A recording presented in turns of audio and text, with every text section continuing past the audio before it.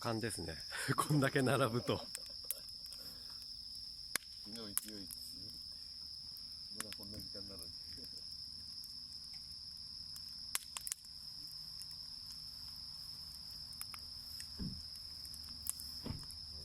また落ち着いていきます。安定してきた。おき火みたいな感じにしておきましょう。ある程度。すごいすごい。1週間でよく立て直したと思う。あ、いいね。さらっとくれる感じ。全然なってないと思う。絶対なってないと思う。ぐにゃぐにゃでね。普通に喋れてる今井さんをこの時間にみんなでこれよく俺朝食べるんですよ。これにご飯入れて朝食べてて、あ、これお茶漬け風でこれちょっとキャンプで出そうかなと思って。